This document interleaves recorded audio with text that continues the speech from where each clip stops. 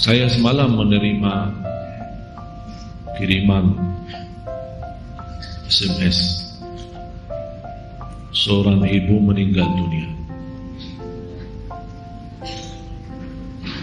Biasa kalau kita mendengar berita ada orang meninggal dunia,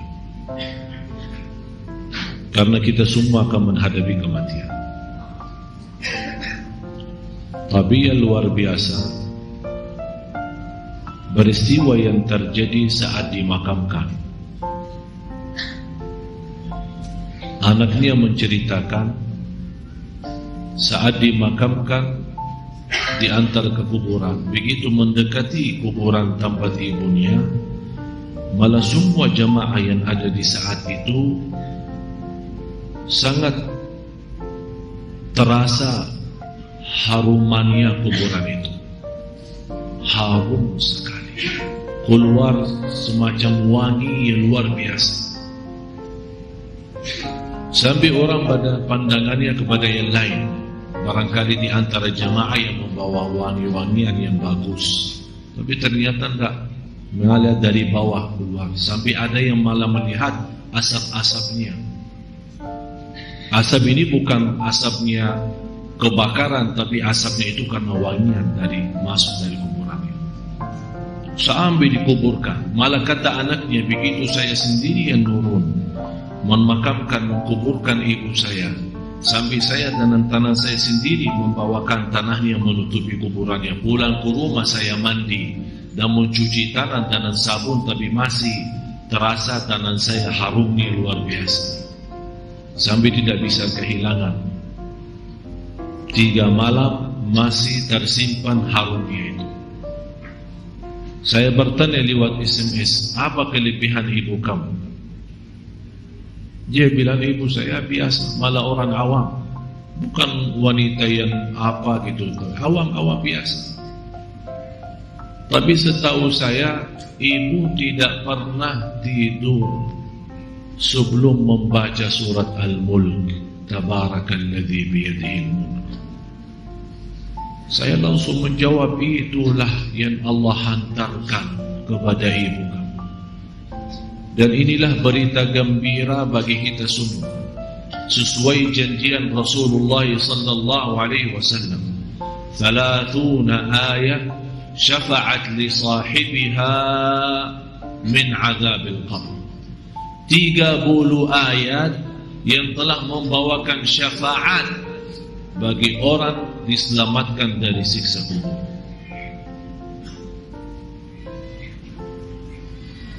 Dari situ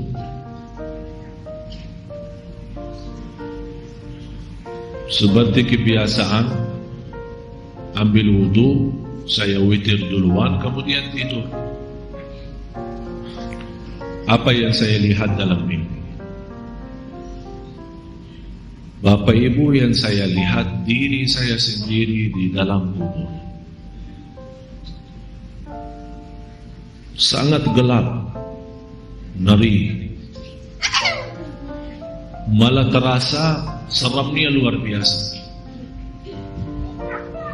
sampai tidak bisa saya bayangkan di saat itu.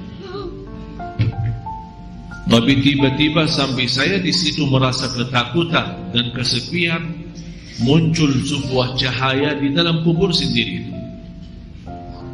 Dan saya berteriak, siapa kamu yang membawa cahaya itu? Dia langsung sendiri cahaya berkata, saya surat Al-Mulk, Tabarakalladzi biyadihi. Saya sendiri di malam itu tidak sempat membaca. Saya bangun kaget, saya ambil wudu lagi dan membaca surat Al-Mulk, baru saya tidur lagi. Saya memberikan nasihat kepada semua jemaah yang hadir, tolong sampaikan pesan ini. Jangan tidur belum baca surat Tabarak, karena kita tidak tahu kapan saatnya menghadapi kematian. Bisa jadi itu tidur kita adalah tidur yang terakhir dari dunia ini. Mudah-mudahan dengan kita mengkhatamkan hari kita dengan membaca surat Al-Mulk, Allah ampuni segala dosa kita, dan Allah harumkan kuburan kita menjadi taman dari taman surga. Al-Mulk surah yang luar biasa dahsyat. Saya mohon, biarpun ibu-ibu sedang halangan tidak salat, tetap mau tidur, ambil air wudu dan baca surat Al-Mulk. Baca surat Al-Mulk. Bismillahirrahmanirrahim. Niki saya baca tafsir Ibnu Katsir juz sekawan halaman 365. Ya, terus tafsir Ibnu Katsir halaman 365 juz sekawan. Qala al-Imam Ahmad haddatsana Hajjaj bin Muhammad wa Ibnu Ja'far qala haddatsana Syu'bah an Qatadah an Abbas an Abi Hurairah an Rasulillah sallallahu alaihi wasallam qala dawa sapa Rasulullah sallallahu alaihi wasallam inna suratan satemene surat fil Qur'an ing dalam Qur'an salasina kang yaiku 30 apane ayatan ayate iku syafaat iku syafaat iku nyafaati apa surah fil Qur'an li sahibiha kedue wong kang duweni surah sing apal surah hatta ghufira sika den sepura sapa lahu kedue sahibus surah sapa lahu li sahibis surah. Gene iku maksude Rasulullah tabarakalladzi biyadil mulku gene iku ayat utawi surat tabarakalladzi biyadil mulku. Iki kula terangaken nggih. Tentu masyhur sekali nggih di antara yang difahami semua ulama bahwa Quran itu bisa mensyafaati nggih. Masyhur sekali bahwa Quran itu bisa apa? Mensyafaati. Bahkan syafaatnya Quran itu bedanya dengan syafaatnya Nabi adalah syafaatul Quran ini menghalau atau menghadang orang biar gak sampai kena azab.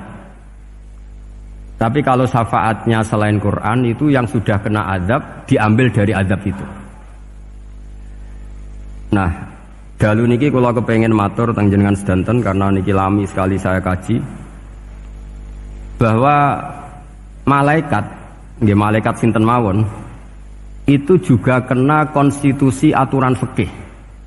Jadi kalau kita sebagai manusia wajib menghormati orang hafal Quran, enggak boleh nyadui wong hafal Quran, enggak boleh ngidoni wong hafal Quran, maka malaikat juga kena aturan yang sama.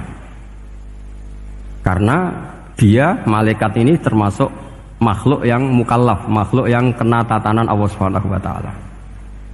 Sehingga Rasulullah SAW dawuh surat Tabarok disebut Al-Munjiyah, Al-Waqiyah, surat yang bisa menyelamatkan yang hafal dari siksa kubur.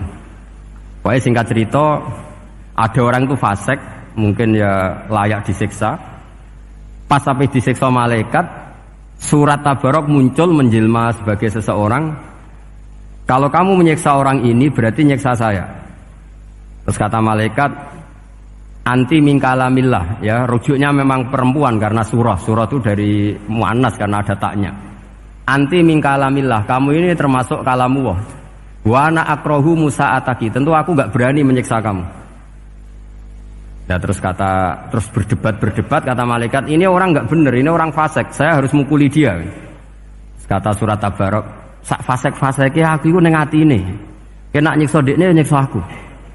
Wahnya debat karena nggak ada mahkamah konstitusi. Terus walhasil terus malaikat bilang gini, ya sudah kita lapor kepada Allah Subhanahu wa taala. Lapor, akhirnya surat Tabarok ini cerita ke Allah, ya Allah, ini orang setiap kali datang ke saya dari sekian surat-surat yang ada di Quran, orang ini milih saya. Yang dipelajari ya saya, yang dihafalkan juga saya. Ini kata surat Tabarok kepada Allah. Jika orang ini hafal saya tidak ngefek ke dia untuk tidak disiksa, maka mendingan saya tidak termasuk kitabika, saya tidak termasuk Quran saja. Wong jadi Quran ora iso nyafaati. Terus kata Allah, lho kowe kok emosi kata Allah. Ya harus emosi dong Gusti. Masa wis dadi Quran kok gak iso nyafaati sing apal. Terus kata Allah, wis pek aman. Makanya terus banyak orang ngapalkan surat Tabarok. Ya ini sekaligus ijazah nih. Untuk meradam kemarahan malaikat niku apal surat Tabarok. Syukur-syukur apal 114 surat. Oh niku malaikat sinten mawon pun kena. Cukup apal Tabarok. Sehingga adatnya orang-orang Jawa selain apal Yasin itu apal Tabarok. Nah, saya itu lama sekali mempelajari bab ini. Ternyata di antara pokoknya itu satu, karena malaikat itu kena aturan fikih. Nggih imut nggih, malaikat itu juga kena aturan fikih. Jika orang hafal Quran itu haram disadui, kita haram menghinakan, maka malaikat juga kena aturan tidak boleh menghinakan orang yang hafal Quran. Dan alhamdulillah di banyak surahul hadis, hafal Quran itu maknanya tidak harus hafal semuanya. Orang boleh hanya hafal tabarok, boleh hanya hafal waqiah. Itu kalau kamu hafal betul, surat ini juga bisa berdiri sendiri mensyafaati Anda. Kayak ini surat tabarok, beliau matur kepada Allah SWT. Redaksinya gini, inna fulanan amida ilayya min baini kitabika fata'allamani wa ta'alani. Jadi dari sekian surat yang ada di Quran, orang ini selalu milih saya ya Allah. Jadi gampangannya surat tabarok, wong saya diprioritaskan orang ini, kok saya dingin-dingin saja ketika mau jenengan siksa, ini enggak fair. Apa gunanya saya sebagai kalamullah, sebagai kalamuka ya Allah, kemudian tidak ngefek kepada orang ini. Akhirnya walhasil sama Allah surat tabarok diberi hak syafaat. Makanya akhirnya semua ulama ijma yang bisa mensyafaati itu adalah satu Quran, dua Rasulullah SAW, ketiga orang-orang soleh dan seterusnya.